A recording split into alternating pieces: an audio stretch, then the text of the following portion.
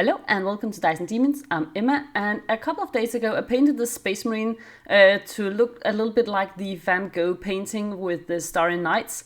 And I asked you guys what kind of painting would be fun to put on a Space Marine next, and a lot of you suggested Jackson Pollock.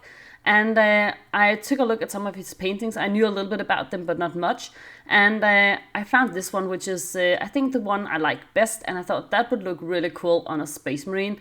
It's sort of like, it's a huge canvas, and it's made using some sort of dripping action painting method. Not using a lot of brushes or anything, just sort of like letting the paint sort of swish from your brush and stuff, and not just touching the brush directly to the canvas. And so I thought that would be really fun, but also quite difficult to do on a Space Marine. So I started off with a Space Marine that has been primed using the Wraithbone spray, and then I decided to just go to town with my Skeleton Horde contrast paint. I thought that would be a sort of nice base color for the painting style. And of course contrast paints get a little bit uneven when you put them on a smooth texture such as armor like this, but I mean, this is going to be covered all over with crazy texture paint anyway, so I don't care at all. Just tons of contrast paint, nice and quick. And then for the fun part, trying to get sort of the same sort of effect of paint dripping on a big canvas on a tiny little Space Marine. And I just took a beat up old brush and loaded it with paint and used it like this, just sort of making it swish from the tip of my finger, and I have paints all over my hands and my desk and everywhere. This is a really messy way of painting, but very fun though. I also tried to make sure I put the paint on like this from all sorts of different angles, just to make sure it didn't all look like it came exactly from the same place, as I think the Jackson Pollock painting looks like he has been sort of either walking around the canvas or perhaps even on the canvas. I've seen videos on him painting. So I thought it was important to have paint patterns coming from all sorts of angles. I also used some skeleton bone from Army Painter here. The darker paints I was using first was Wildwood, a contrast paint, and then I used a skeleton bone from the Armor Painter next. And I have no idea how to actually apply this and how to get this texture, so this is just me trying stuff out. I also took a little bit of Pterodon Turquoise, also a contrast paint, which is, as the name suggests, turquoise, just because the Pollock painting, while it is mostly sort of earthy tones, I thought it had a little bit of color variation to it, and so to add a little bit of visual interest, I took the turquoise color as well. It's not the one that I have used the most, but I applied a little bit of it. And as you can see, this is completely messy. But it was actually quite fun. Then I also took some gray paint, and this one is Administratum Gray from Citadel. And I did exactly the same thing, trying to get the paint to sort of flick onto the model in, well, sort of decorative splashy color, like splashes, I think.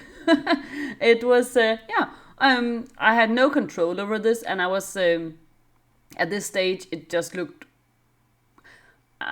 it didn't look really well. It looks just crazy, but it was fun, and so I just kept going. I also used a little bit of black. If I had a contrast paint that would work, I used that because I thought it was a little bit easier actually to get to make these nice splashes almost. But if I didn't have any, I used other colors. I also used black Templar contrast paint, and I used a blue color called Celestial Blue from Duncan Rhodes. And I think the exact colors here are not that important. Some bone colors, some browns, some blacks, some white, a little bit of perhaps dark blue or something, some gray, just to add visual interest, and you're all set. I don't really think it matters. What matters, I think, is the build-up of layers with this technique. Then, because the Pollock painting has some longer lines, and I was not able to get those just flicking paint off a brush, I decided to use my silicone brush here and add some longer shapes with I just used black and white for this. And I had originally thought I wouldn't use a brush because Pollock, I've been searching a little bit on his painting style. He never actually put a brush directly onto the canvas, and so I thought it would be cool if I could do the same with the Space Marine, not putting the brush exactly on the canvas. But yeah, I couldn't really get the same dripping effect on a Space Marine, or at least I couldn't figure out how to do it. So there you go. But most of it was just, as you saw in the beginning. Then I took, after I was happy with the entire texture on the Space Marine, I took some black contrast paint. This is Black Legion. And I did a dark outline trying to mark out every section of the armor. Just because right now this just looks like a crazy mess of colors. And you can't actually really see what it is. So I thought to make it look a little bit more intentional, it would be nice to have a nice dark outline so you can see every single piece of armor. And I did the same thing also with the gun and stuff, just to make sure that you can actually tell that it's a Space Marine, and then it's not just something that has been lying in the bottom of a painting bucket or something. So making it look a little bit intentional. Yeah. And here you can see I put the Pollock painting back in the back, and then I put the Space Marine here in the front. And I actually think it matches pretty well. He is quite effectively, camouflaged against a Pollock painting. But here you can also see how it looks without the painting behind him.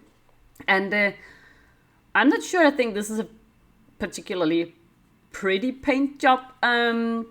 But I think it was very fun. It was definitely a completely different way of painting than anything I have ever done before, and it was very, very fun. Just, experimenting with stuff like this where you're not supposed to do everything sort of the right way or the way you're used to is just very liberating and very motivating. It's fun. I mean, it's fun. Like when you were a child and you were, finger painting or whatever. It's just fun. So I highly recommend trying it out, even if you don't think it looks particularly, beautiful or anything.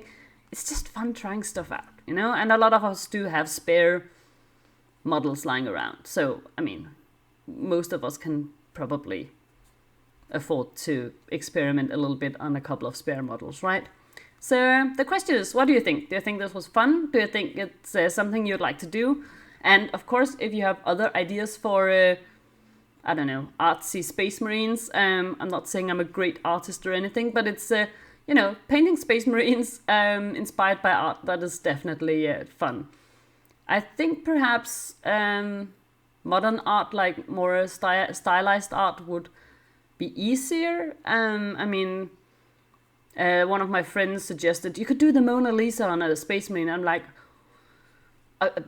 it's a really fun idea. There's nothing wrong with the suggestion at all. It's just that would be really, really difficult, and I don't really exactly know how we do something with that where you need to paint something that looks exactly like something that's very naturalistic. I'm not sure that would be easy to do, but something like the Pollock painting here, I think that is just perfect for a project like this. So let me know if you have any ideas.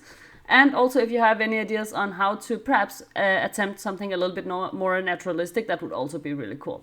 So thank you for watching. And of course, I always appreciate a like, a comment, if you want to subscribe to the channel. And also remember, you can follow me as Dyson Demons on Twitter and Instagram, where you can stay up to date on my painting projects. And also let me know what you are working on yourself. That would be cool as well. So thank you for watching, guys, and I'll see you next time. Bye.